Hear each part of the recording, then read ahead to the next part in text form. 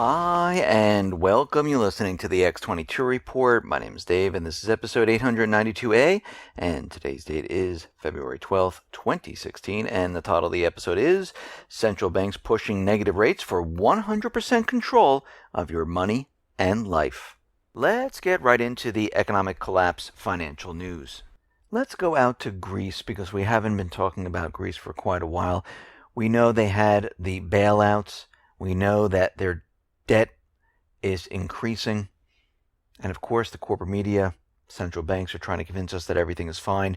But what we're seeing once again, and we knew the problem was not solved in Greece, this was just a band-aid fix. Actually, it's worse now than it was before. Right now, the country is slipping back into a recession. The GDP contracted by 0.6% in the fourth quarter, after shrinking 1.4% in the third quarter. So Greece is not fixed at all. All they did was pay off the creditors, steal a lot of their assets, and Greece is exactly where they were once again, except they're a little worse off, and they sold off parts of their country. Now, did any of this help the people? No, they're out there protesting. They're being tear-gassed once again by the police. So nothing has been solved. And with the central banks, nothing will ever be solved because none of this debt that they keep offloading onto the country is going to help businesses, individuals. It's only there to put the country further and further into debt. IMF's Thompson, he warns of renewed Greek exit fears, saying whatever was done at this point did not help. And we see right now that the 28 billion euro loan program with the IMF expires in March, but the Washington-based fund hasn't released any funds from the program since June of 2014. And we see at this point that Greece is continually collapsing. We see out in the other European countries like France, Italy, Germany. In December, we're seeing that in France and Italy, their industrial production has fallen. Germany's production has also fallen. It has fell to 1.2% in December, and we see France, their production declined by 1.6%, and Italy has also dropped by 0.7%. If we go out to UK, we see that their industrial production has dropped by 1.1%. We are heading towards a major collapse of the system. This is what we're seeing. Now, here in the States, we are not seeing a collapse or recession type of scenario in every single place. And we wouldn't see it in every single place because there are certain areas that the central bankers, the U.S. government, are using to pump up the economy. In other areas, they're just going along for the ride. And we saw this back in 2008, where everything was falling apart. California, people were leaving their homes. And if people remember, in Florida, in Miami, in Fort Lauderdale, building was going on like crazy. Cranes everywhere. They were continually building. You couldn't hold on to a piece of real estate for more than a day or so before it was sold. And when everything started to fall apart, it spread like a cancer. And those places that were booming, they were hardest hit. We are going to see the same thing. It happens very quickly. So if you're in an area and you think everything is fine, and you think housing is doing great, they're building buildings, and it seems like everything is okay, well, one day, coming very, very soon, it's going to hit your area. Now, this is not to scare you. This is not to say, oh, you see, maybe you better get out of this area, or anything like that. This is a warning. This is so you can get prepared, so you're not blindsided when this happens. Because the corporate media, the U.S. government, are going to continually tell you that everything is fine, even when it's not. even when things are completely falling apart and you're looking around and you're saying, yeah, things are not good here, they're going to tell you it's still okay. Right now, the corporate media is telling us that retail sales beat expectations. See how strong retail is? Retail rose by 0.2%, higher than the estimated 0.1%. If you remove autos, we see that in January, it increased by 0.1%, better than the zero estimate. And when you look closely at these numbers, you find something very interesting. Well, first of all, we see home furniture sales has dropped by negative 0.5%. Sporting goods down by negative 2.1%. Food and service, drinking places, down negative 0.5%. Department stores, down negative 0.1%. You start to realize what they did. They took the numbers and they added multiple seasonal adjustments to get this data looking good. Now, the thing about seasonally adjusted retail sales is that while they are supposed to smooth out month-to-month changes in any given data series, they should be virtually identical to the non-seasonal adjusted retail sales on an annual year-over-year basis. After all, the same seasonal adjustment that was applicable this January should be the same for last January and the January before that. But what we're seeing is that the seasonally adjusted sales rose by $800 million to $449.9 billion. On an unadjusted basis, retail sales actually dropped by $112 billion. That's with a B, billion. And we see the adjusted shows retail sales moving up. The unadjusted, without all this seasonally manipulation, we see that it's really coming down. And we know the U.S. government, we know the central bank, they continually manipulate the data. So what we're seeing is that the retail sales, they have gone nowhere. How possibly can they? When all these stores are closing, people are being laid off. We know that Macy's is closing. Barnes & Noble is closing more stores. We know that Sears is closing stores. Kmart is closing stores. Walmart is closing stores. And there are many others that are closing right now, and a lot of people are losing their jobs. We're seeing that business inventories, they have rose by 0.1% month on month in December. Sales tumbled to 0.6% year over year. And what this tells us is that inventories are now up by 1.7%, while sales are down by 2.4%. This is telling us there's a recession.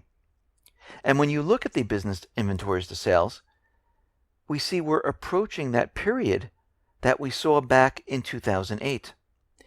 We are more than halfway to that point.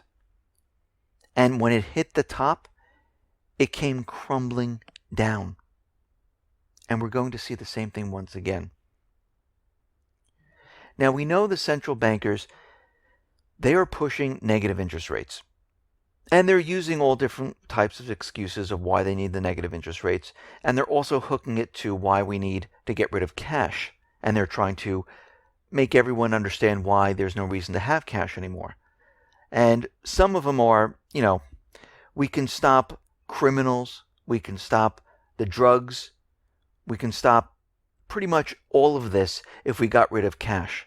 Well, can you really? They'll just barter in something else. But let's go with that. Let's go with this is why they want to do away with cash. And they're using the scare tactic because also terrorists use cash, and this would cut down on terrorism. But for negative interest rates to work, what do they need to do? Well, they need to get rid of cash. I mean, cash is a currency that you hold in your hands, and you can keep it outside of the system. It's external to the bank control. Electronic money like bank balances, credit, remains inside the banking system. And the bank, the central bankers, the U.S. government, can control all of this. A combination of no cash and negative interest rates would be a quiet, permanent version of what was done in Cyprus.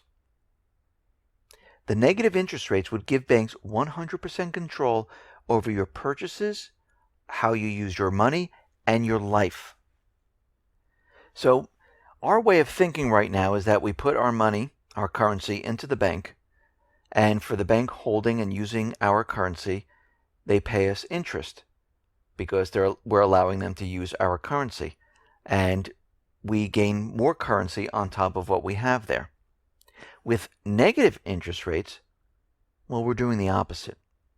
For example, if you have $1,000 in January and you put it into the bank, by, let's say, February or March, that $1,000 now becomes $950 because they are collecting money from you to pay for the bank.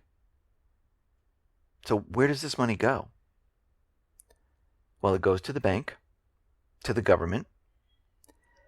They siphon your money a little bit at a time, and there's nothing you can do about it. This accomplishes several things at once. It finances the government limitlessly and automatically. It takes your money easily. They don't have to file penalty charges, taxes, or anything like that. And it pays off the bad debt of the big banks. It forces you to spend everything you got as soon as you get it. Otherwise, it will shrink. It gives the system full control over your financial life. In short, this is a direct return to serfdom. And the only way they can push the negative interest rates to have it really be successful is to get rid of cash. And it seems this is what they're trying to push at this point in time. Because there's calls all over the place now for a cashless society. We already have the negative interest rates. And they thought because they went negative, people would be taking their money out, putting it into the stock market. They would go out and purchase goods, but it's not happening. A lot of people are taking it out of the bank and keeping the cash. So now they got to get rid of the cash. And this is the next phase. This is what we're going to see next.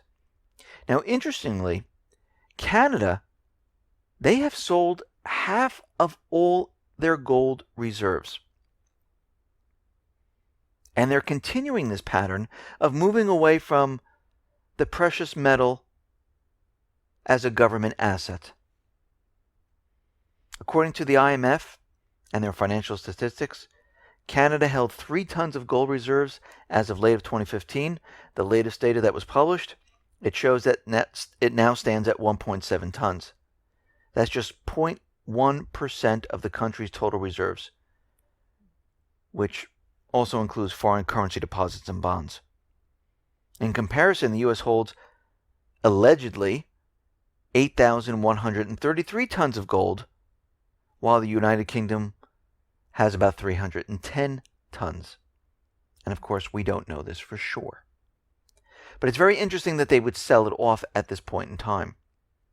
Now, J.P. Morgan's Kolanovic, he is the quant that gives us all this information of what's coming up, how the market's going to do, and he's been pretty much right on track.